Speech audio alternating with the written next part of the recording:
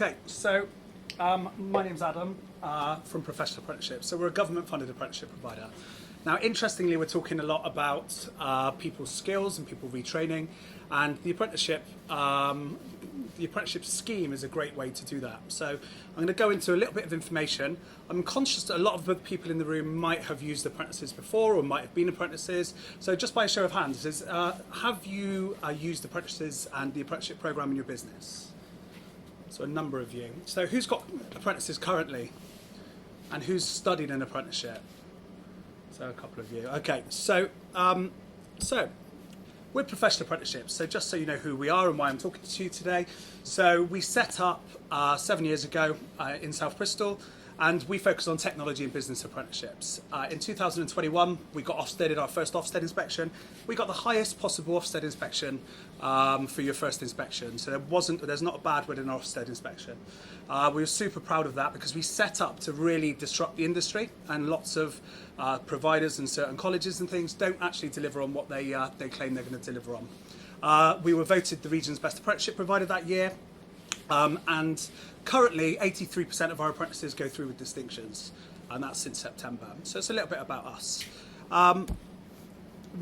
So what's an apprenticeship? So I just want to touch on that because apprenticeships have changed significantly in the last few years. So an apprenticeship is when you're going to obviously develop skills and hand-on knowledge and experience, but who can actually undertake apprentices has significantly changed.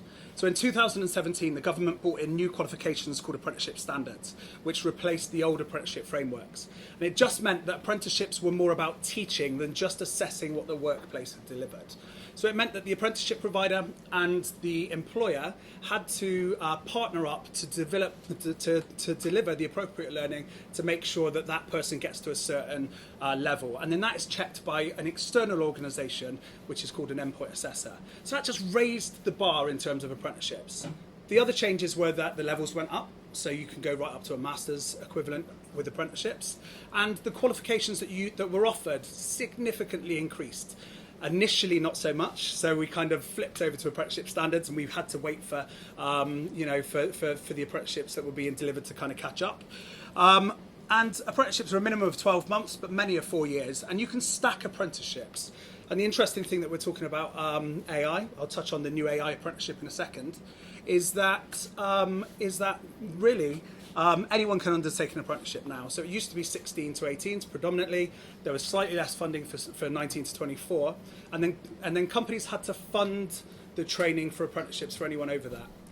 Our oldest apprentice is 62 that we've put through training, and it has opened up lots of opportunities. So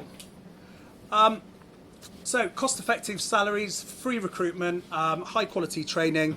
It's a really organic way to grow your team as well. So these are just a couple of the reasons that people would take on new hire apprentices. The quality of the people that are applying for apprentices has significantly increased as well. So we've worked with a number of people in the room. We work with people talent. And you're getting graduate supply and using it as in essence, a more structured internship. So that's really the way that lots of companies have gone. Companies are split into two sections. So levy companies are anyone with a wage bill of 3 million or more, and then non-levy companies are anything less than that. And that depends on how your apprenticeship is funded. So let me just continue on that before I touch on some of these apprenticeships. So if you're a non-levy company, so your wage bill is less than 3 million, you just pay 5% of the apprenticeship training costs. So for a £15,000 apprenticeship, you're getting huge value just contributing £750 towards 18 to 21 months of training. There's subject areas like digital marketing, ICT, network engineer, software development. There's multiple levels in all of these qualifications. Data analyst, cybersecurity, and the AI data specialist, which is what we're going to go on to. There's multiple levels in apprenticeships, so it's really important to understand your levels. So level 2 is equivalent to 5 GCSE passes. So lots of level 2 apprenticeships doesn't mean that somebody more, who's undertook higher level training wouldn't undertake it. It just means that's the level it's delivered at, and it's a short, sharp, 12-month long apprenticeship that somebody can gain a new skill. Then lots of apprenticeships are level 3, But then some of the more interesting ones are you're looking at level 5 and level 6 and 7. So here's the AI. So interestingly, I just thought I'd jump on the bandwagon a little bit. This was generated obviously through AI. And the AI apprenticeship data specialist is a new apprenticeship that's currently only been delivered by 7 providers in the UK. So I do want to point out that it is extremely new and quite fresh, and with new apprenticeships, it takes a while to catch up and for more providers to deliver it. So we're thinking of rolling this out early next year. And because we want to get it right, make sure we got the right amount of learning and stuff in place before we actually deliver the qualification. So it's 24 months. It's a great option for your existing staff as well. So if there's somebody in the business that's taken a real interest with, within AI, they can actually enroll on this. And as long as you're willing to, as a company, to invest 6 hours per week of off-the-job training and time to do their qualification, they can run through this 24 months master's equivalent qualification. And obviously, so as I said before, 5% contribution. So for the business, that's £17,000 of training and just £850, 5% contribution. So Bristol, for some reason, we're a little bit distrustful of government. I don't know why. I think the further southwest you go, it gets more so. So we use less government funding than places like Manchester, London especially. So, there's, in terms of the apprenticeship funding and stuff like that, there's been, we were catching up really, but there's a huge wave of people using the apprenticeship funding. And yeah, it's definitely something that people need to be considering. Okay, so minimum wage for apprentices. Now, it's £5.28 an hour.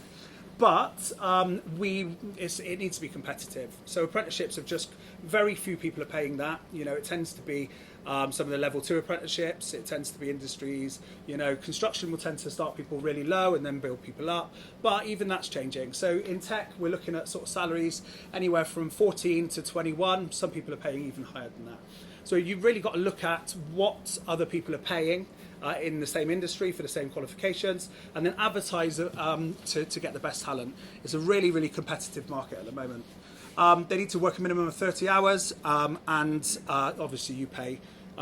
You only pay your 5% contribution if that person is 19 or older. If they're 16 to 18, you get a £1,000 grant. So when you're recruiting from college, say people who've left media studies or IT qualifications, that is it's a real sweet spot because you're getting people leaving and using it as their equivalent to university. Now I am conscious that they said that halfway through my talk the pizzas would arrive, so I'm not going to talk to you for too much longer, but just wanted to give you a basic intro. So these are the qualifications that we're offering. We've just extended it to a few more. So we do digital marketing, IT, business admin, customer service. We do leadership and management for people to upskill their existing staff. So we do team leader, project management, and then we do a foundation degree in operational management as well. We've just released content creation. We're releasing software development, and then we're looking at the artificial intelligence as well later on. So there's lots more qualifications that we'll be adding.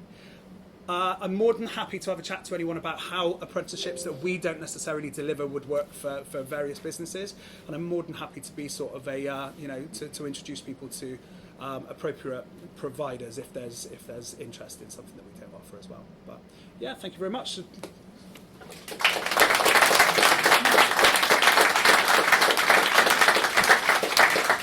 Any questions for Adam on kind of apprenticeships or anything at all? The pizza is coming soon. So. No worries. Well, look, thank you for that. Good. No worries. Oh, sorry, go on. Was that what? What happens at the end of the apprenticeship? What's that, sorry? What happens at the end of the apprenticeship? So then, obviously, it's a decision between the apprentice and the employer as to whether that person stays. What we tend to do is advise that you have that conversation before the end of the apprenticeship, because you can imagine as an apprentice, you're approaching the end of your apprenticeship, you're getting a bit nervous, so you start going on to Indeed. So have those conversations 3 or 4 months before, and just to ensure that your apprentice is feeling confident that there's a role there, maybe even change their job title. But that ensures that you're going to retain that apprentice, hopefully, if both parties agree. My advice is get them before someone else poaches them. That's it. Yeah, 100%. Yeah, they need to know. They need to know exactly. You can stack apprenticeships as well, can't you? So you can kind of have them. They'll know they'll progress onto something else afterwards if that's what they want to do. So as long as somebody's clear about what their path is going to be. So, yeah. Cool.